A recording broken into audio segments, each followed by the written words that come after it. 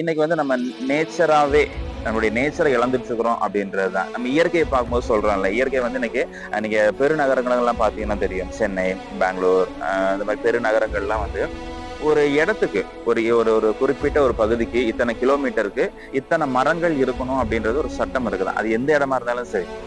அது வந்து பில்டிங் கட்டுறதுக்குன்னு ஒரு இடம் அப்படின்லாம் கிடையாது. எல்லா இடங்கள்லயுமே குறிப்பிட்ட இத்தனை கிலோமீட்டருக்குள்ள இத்தனை மரங்கள் இருக்கணும் அப்படின்ட்டு. ஏன்னா இத்தனை கிலோமீட்டருக்குள்ள குறிப்பா இத்தனை பேர் வாழ்றதுக்கு வாய்ப்பு இருக்குது.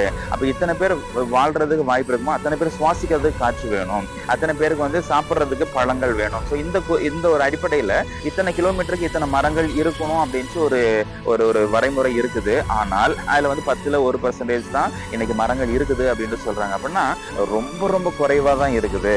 மேக்சிமம் வந்து இன்னைக்கு மரங்களே இல்லை அப்படின்ட்டு. மரங்கள் இல்லாம இருக்கிறதுனால என்னங்க ஆகும் அப்படின்னா, இன்னைக்கு வந்து சுவாசம் ரொம்ப டிஃபிஷியன்சி ஆகும். உங்களுக்கு வந்து சுவாசம் குறையறதுனால வெறும் நம்மளுக்கு வந்து நோய் அப்படின்றதையும் தாண்டி நிறைய விஷயங்கள் நம்மளுக்கு வந்து ஏதோ ஒரு பார்ட் மட்டும் தான் தெரியும். பட் இந்த சுவாசம் குறையறதுனால நுரையீரல் பிரச்சனைகள் வரலாம். சுவாசம் குறையறதுனால ரத்தத்துக்கு வந்து உடம்புக்கு எல்லா செல்களுக்குமே வந்து அந்த கரெக்டான ஆக்சிஜன் நம்மளுக்கு தேவை. அப்ப ஆக்சிஜன் கம்மி ஆகும்போது நிறைய உறுப்புகள் வந்து பாதிக்கப்படுறதுக்கான வாய்ப்புகள் இருக்குது. நம்மளுக்கு அது சரியா தெரியாது.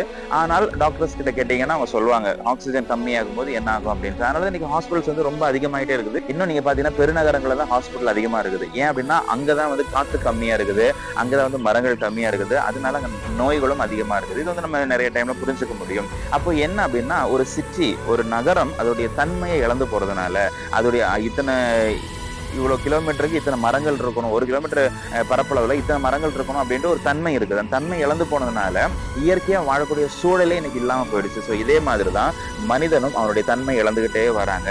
அவருடைய தன்மை என்னது? ஹெல்ப் பண்றதுதான் தன்மை. அதுதான் வந்து ஒருத்தருக்கு உதவி பண்றதுக்கு தான், ஒருத்தவங்களுக்கு உதவி பண்றதுக்காக தான் இன்னைக்கு வந்து ஆண்டவர் வந்து உலகத்தை உருவாக்கி இருக்கிறாரு.